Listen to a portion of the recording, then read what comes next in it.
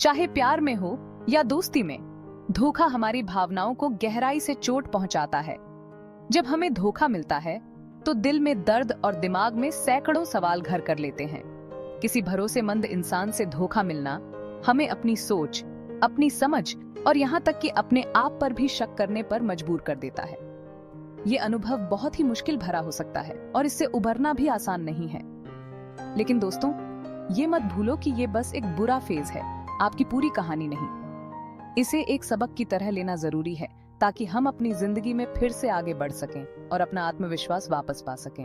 तो चलिए आज बात करते हैं कुछ ऐसे स्टेप्स की, ऐसी जरूरी ध्यान देने वाली बातों की जो आपको इस अनुभव से उभरने और खुद को फिर से मजबूत बनाने में मदद करेंगे।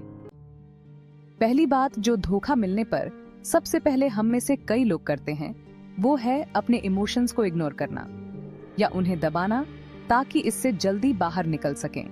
लेकिन सच तो ये है कि अपने इमोशंस को दबाने से आप और ज्यादा उलझन में फंस सकते हैं। अपने इमोशंस को दबाने की बजाय उन्हें महसूस करें। दर्द, गुस्सा या कंफ्यूजन, ये सभी फीलिंग्स बिल्कुल नॉर्मल हैं और उन्हें नजरअंदाज करना आपकी हीलिंग को डिले कर सकता है। इसलिए खुद को वक्त दें अपने इमोशंस को समझने और उन्हें बाहर लाने का। आपको अपनी फीलिंग्स से भागना नहीं है, बल्कि उन्हें एक्सेप्ट करना है ताकि आप धीरे धीरे उन्हें समझकर पीसफुली आगे बढ़ सकें। जब आप अपने इमोशंस को खुलकर महसूस करते हैं, तभी आप इन्हें बेहतर तरीके से संभाल सकते हैं। इसमें समय तो लगेगा, लेकिन ये पहला कदम ही आपको खुद से जुड़ने और आगे बढ़ने के लिए तैयार करेगा। धोखा आपके हौसले को हिला तो सकता है, लेकिन आपकी असली ताकत उसे संभालने में ही है। और अगर आपने इसे संभाल लिया तो ये आपको आपके अंदर छिपी उस ताकत से मिलवाएगा जिसका अंदाजा आपने कभी लगाया ही नहीं होगा। दूसरी बात, धोखा खाने के बाद अक्सर हम खुद को ही दोष देने लगते हैं। हम सोचते हैं कि काश मैंने ऐसा किया होता या मैंने ये गलती क्यों की।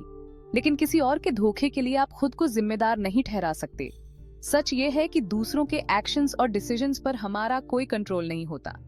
जो लोग हमें धोखा देते हैं वो उनकी सोच और उनकी चॉइसेस को दर्शाता है, न कि हमारी किसी गलती को। इस बात को स्वीकार करें कि ये सिर्फ आपका फॉल्ट नहीं था। खुद को ब्लेम करना बंद करें ताकि आपकी पीस, आपकी सेल्फ रिस्पेक्ट पर इसका कोई असर न पड़े। तीसरी बात यह है कि आपको अपने मन में सामने वाले को माफ करना होगा। माफी देना एक बहुत बड़ी ताकत है और ये आपके अंदर की सारी नेगेटिव फीलिंग्स को रिलीज कर देती है। फॉरगिवनेस का मतलब ये नहीं है कि आप उस व्यक्ति को उसके किए के लिए फ्री पास दे रहे हैं, बल्कि इसका मतलब यह है कि आप अपने दिल से नेगेटिविटी और बिटरनेस को निकाल रहे हैं। लेकिन इसका यह भी मतलब नहीं कि आप भूल जाएं कि क्या हुआ था। माफ तो करें, लेकिन उस एक्सपीरियंस से मिले लेसन को अपने साथ रखें ताकि भविष्य में ऐसी सिचुएशन से खुद को बचा सकें।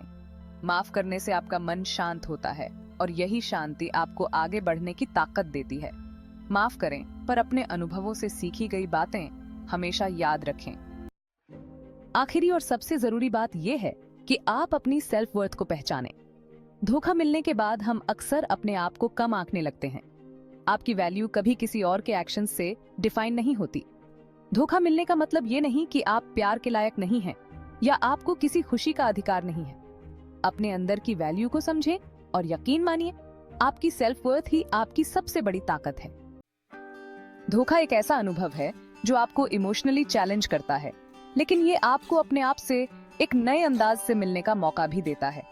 अपने इमोशंस को महसूस करना, खुद को दोष न देना, माफ करना, लेकिन सीख न भूलना और अपनी सेल्फ वर्थ को पहचानना, ये सभी स्टेप्स आपको खुद को फिर से मजबूत बनाने में मदद करेंगे। क्या आप कभी धोखे से उबरे हैं? और अगर हाँ, तो इनमें से किस कदम ने आपकी सबसे ज्यादा मदद की? अपने एक्सपीरियंस कमेंट में जरूर शेयर करें। याद रखें, धोखा आपकी कहानी का एक हिस्सा हो सकता है, लेकिन पूरी कहानी नहीं। आपकी असली कहानी वैसे ही परिभाषित होगी जैसे आप उसे लिखेंगे।